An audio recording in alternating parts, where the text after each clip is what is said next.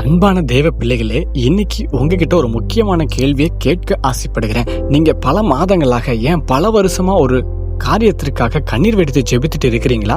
ஆண்டவரே, என் கடன் மாறணும், என் குடும்பத்துல நிம்மதி வரணும், என் பிள்ளைகளுக்கு ஒரு நல்ல செய்தி பிறக்கணும்னு தினமும் முழங்கால் படிக்கிட்டு கேட்கும்.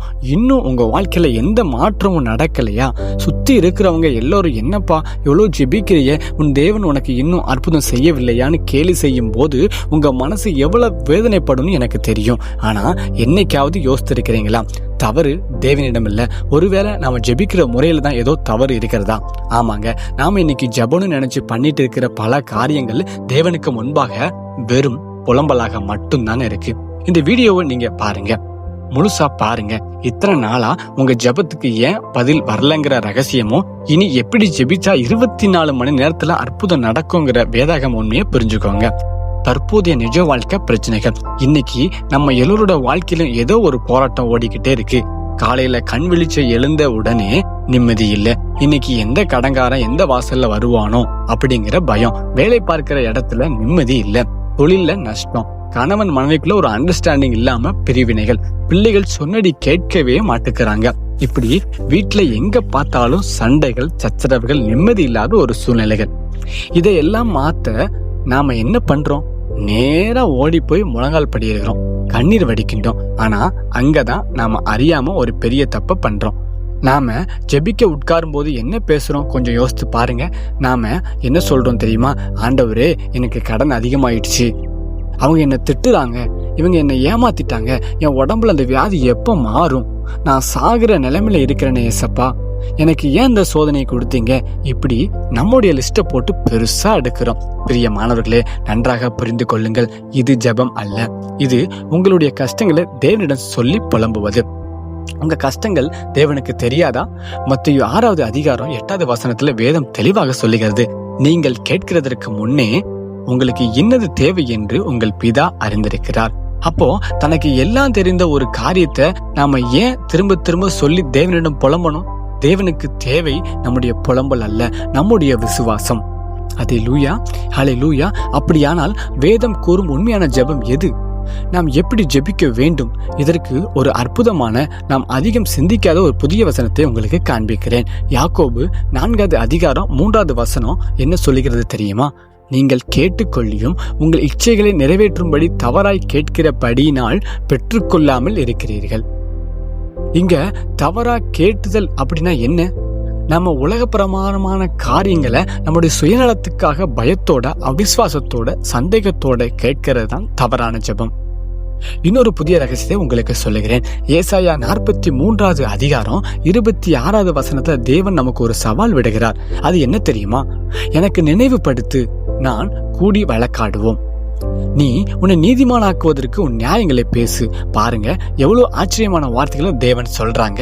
உங்க கஷ்டத்தை என்கிட்ட வந்து புலம்பாத, மாறாக என் வார்த்தைகளை, நான் உனக்கு கொடுத்த வாக்கு தத்தங்களை எனக்கு நினைவுபடுத்து, என்னோடு வழக்காடு.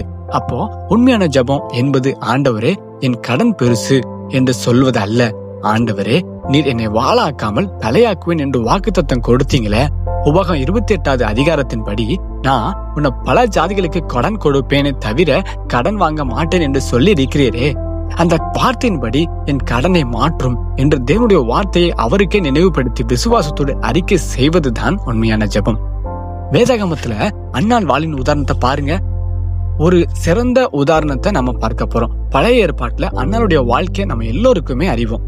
அவளுக்கு குழந்தை இல்ல. அவருடைய சக்காலத்தியான பெண்ணினால் அவளை திரும்ப திரும்ப ஏளனம் செய்து அவருடைய மனதை வேதனைப்படுத்தி கொண்டு அன்னாள் என்ன செய்தால் தெரியுமா? தேவாலயத்திற்கு சென்று அழுது புலம்பினாள். 1 சாமுவேல் 1வது அதிகாரம் 10வது வசனத்துல வாசிக்கிறோம், அவள் மனம் கசந்து கர்த்தரை நோக்கி மிகவும் அழுது ஜெபம் பண்ணினாள். அவள் அழுது புலம்பிக் கொண்டிருந்த வரை அவளுக்கு பதில் கிடைக்கவில்லை. அங்கே இருந்த ஏலி தீர்க்கதரிசி அவளை பார்த்து, நீ எதுவரைக்கும் இருந்திருப்பாய் என்று கேட்டார். ஆனால் எப்பொழுதும் அன்னாள் தன் புலம்பலை நிறுத்திவிட்டு தேவனிடம் ஒரு பொருத்தனை செய்து விசுவாசத்தோடு, தேவரீர் உமது அடியாளின் சிறுமியை கண்ணோக்கி பார்த்து உமது அடியாளை மறவாமல் உமது அடியாளுக்கு ஒரு ஆண் பிள்ளையை கொடுத்தால் அவன் உயிரோடு இருக்கும் நாளெல்லாம் அவனை கர்த்தருக்கு ஒப்பு கொடுப்பேன் என்று தேவனுடைய காரியத்துக்காக விசுவாசத்தோடு கேட்டாலோ, அடுத்த கணமே அவருடைய துக்கம் மாறியது. அவருடைய முகம் அப்புறம் துக்கமா இருக்கவில்லை. தேவன் அவளுடைய ஜெபத்தை கேட்டு சாமுவேலை அவளுக்கு கொடுத்தார். நாமும் பல நேரங்கள்ல அந்நாள் ஆரம்பத்துல செய்தது போல புலம்பிக் கொண்டே இருக்கிறோம். எப்போது நம்முடைய புலம்பல் நின்று தேவனுடைய வார்த்தையின் மீது விசுவாசம் பிறக்கிறதோ அப்போது அற்புதம் தொடங்குகிறது. ஹல்லேலூயா, ஹல்லேலூயா. முக்கியமான ஒன்று, நாம் செய்யும் ஜெபத்தை மாற்றும் எளிய 3 வழிமுறைகள். அப்படியானால் சகோதரன் சகோதரியே, நாமும் அன்னால போல நம்முடைய வாழ்க்கையில ஜெபமுறையை மாற்றுவது, நம்முடைய அன்றாட வாழ்க்கையில் நாம் எப்படி ஜெபிக்க வேண்டும் என்பதற்கு ஒரு 3 எளிய ரகசியங்களை உங்களுக்கு சொல்லித்தர விரும்புகிறேன். இதை நாளைக்கே உங்க ஜெபறையில செய்து பாருங்கள். முதலாவது, ஸ்தோத்திர பலி செலுத்துங்கள். நாம் ஜெபிக்க உட்கார்ந்த உடனே, ஆண்டவரே இது அல்ல இது அல்ல என்று குறை சொல்லாத நிறுத்திவிட்டு, இதுவரை தேவன் என் வாழ்க்கையில செய்த நன்மைகளுக்காக நன்றி சொல்ல வேண்டும். ஆண்டவரே, இன்னைக்கு எத்தனையோ பேர் காலையில கண் விழிக்காம போயிருக்காங்க, ஆனா எனக்கு இந்த புதிய நாளை கொடுத்தீங்களே நன்றி என்று, மூச்சுக்காற்றை கொடுத்ததற்கு நன்றி, ஒரு வீட்டை சாப்பிட ஒரு உணவு கொடுத்தீரே நன்றி என்று நீங்க சோத்திரத்தோடு தொடங்கும் போது அந்த இடத்திலே தேவவசனம் இறங்கி துதி உள்ள இடத்துல தேவன் வாசம் செய்கிறார். ஹல்லேலூயா. இரண்டாவது, சூழ்நிலையை நோக்கி பேசாதீர்கள், சூழ்நிலையை பார்த்து பேசுங்கள். இயேசு மார்க் 11:23 ஒரு ரகசியத்தை சொல்லுகிறார். எவனாகிலும் இந்த மலையை பார்த்து நீ பெயர்ந்து சமுத்திரத்திலே தள்ளுண்டு போ என்று சொல்லி தன் இதயத்தில் சந்தேகப்படாமல் விசுவாசத்தால் அவன் சொன்னபடியே நடக்கும். நாம என்ன செய்கிறோம் தெரியுமா? தேவனும் ஆண்டவரே எனக்கு முன்னாடி ஒரு பெரிய மலை நிக்குது என்று மலையை பற்றி தேவனிடம் பேசுகிறோம். ஆனால் இயேசு என்ன சொல்லுகிறார் என்றால், தேவனுடைய வல்லமையை பிடித்து கொண்டு அந்த மலையை பார்த்து, இயேசுவின் நாமத்திலே என் முன்னால் இருக்கும் கடன் என்கிற மலையே, நோய் என்கிற மலையே நீ விலகிப்போ என்று அதிகாரத்தோட கட்டளையிட சொல்கிறார். இதுதான் விசுவாச ஜெபம். ஹல்லேலூயா. மூன்றாவது, ஜெபித்து முடித்த பின் விசுவாசை அறிக்கை செய்யுங்கள். பலர் ஜெப அறையில நன்றாக ஜெபிப்பார்கள்.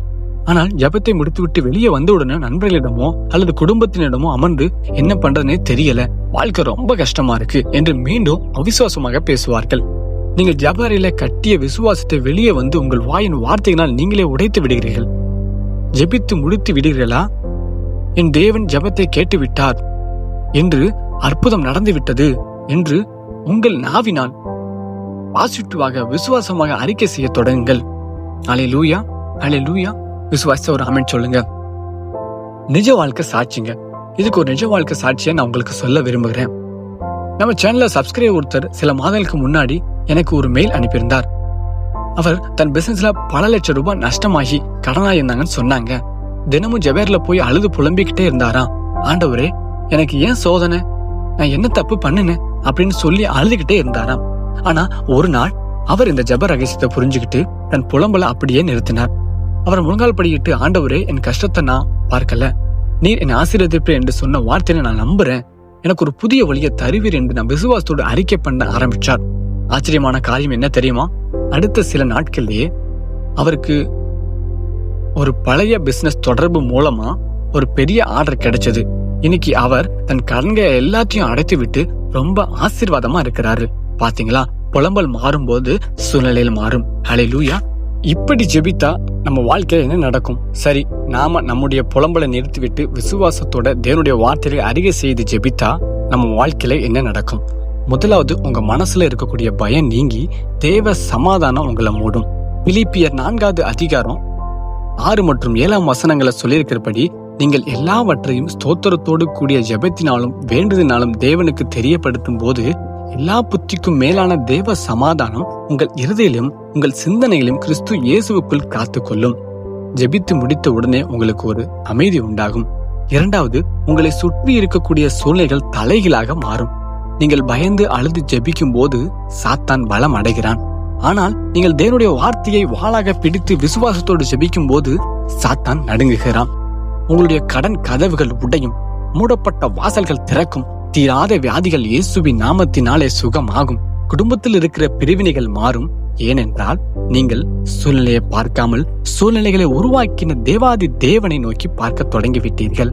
ஹல்லேலூயா, ஹல்லேலூயா. விசுவாசிக்கிறவங்க ஒரு ஆமென் சொல்லுங்க. ஹல்லேலூயா. இத்தனை நாள நாம தெரியாம தப்பா ஜெபிக்கிறோம், கஷ்டங்களை சொல்லி அழுது புலம்பிக் கொண்டே இருந்திருக்கலாம். ஆனா இன்னைக்கு இந்த சத்தியத்தை நீங்க அறிஞ்சிட்டீங்க. இனி உங்க ஜெப அறையில புலம்பல் சத்தம் கேட்கவே கூடாது, விசுவாசத்தின் சத்தம் தான் கேட்கணும். ஆண்டவரே, என் பலவீனத்தில் உம்முடைய பலம் பூரணமாய் விளங்கும் என்று சொல்லியிருக்கிற வார்த்தையை நம்பி நான் எழுதுகிறேன். என்று சொல்லுங்க. நிச்சயம் உங்க வாழ்க்கையில 24 மணி நேரத்துல அற்புதம் நடக்கும். இப்பொழுது என்னோடு இணைந்து இந்த புதிய விசுவாச ஜெபத்தை ஏறெடுக்க தயாரா இருக்கிறீர்களா? கண்களை மூடி நாம ஜெபிப்போம். அன்பு தகப்பனே, இத்தனை நாட்களாக எங்கள் கஷ்டங்களை நினைத்து சூழ்நிலைகளை பார்த்து புலம்பி தவித்து வந்தோம். இனி அப்படி அல்ல. உம்முடைய வல்லமையுள்ள வார்த்தைகளை, வாக்குத்தத்தங்களை விசுவாசித்து ஜெபிக்க எங்களுக்கு கற்று தந்தீரே, நன்றி. இப்பொழுது இந்த வீடியோவை பார்த்து கொண்டிருக்கும் ஒவ்வொரு பிள்ளைகளுடைய வாழ்க்கையில் இருக்கிற கடன் சுமைகள், வியாதிகள், குடும்ப பிரச்சனைகள், மனக்குழப்பங்கள் அனைத்தும் இயேசுவின் அதிகாரமுள்ள நாமத்தினாலே இப்பொழுது மாறுவதாக, அவர்கள் வாழ்வில் புதிய வாசல்கள் திறப்பதாக, அற்புதங்கள் நடப்பதாக இயேசுவின் நாமத்திலே ஜெபிக்கிறேன் பிதாவே. ஆமேன், ஆமேன். பிரியமானவர்களே, இந்த வீடியோ உங்களுக்கு பிரயோஜனமா இருந்துச்சுன்னா உங்களைப் போல ஜெபத்திற்கு பதில் கிடைக்காமல் தவிக்கும் உங்க நண்பர்களுக்கும் உறவினருக்கும் இந்த வீடியோவை ஷேர் பண்ணுங்க.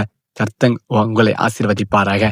ஆமேன், ஆமேன். உங்களுடைய ஜெப விண்ணப்பங்களையும் மறக்காம கமெண்ட் செக்ஷன்ல தெரியப்படுத்துங்க.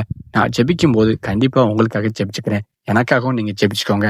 நானும் தினமும் பிரச்சனை மத்தியில வாழக்கூடியவன் தான். சோ எனக்காகவும் நீங்க ஜெபிச்சுக்கோங்க. நன்றி. மீண்டும் அடுத்த வீடியோல சந்திக்கலாம்.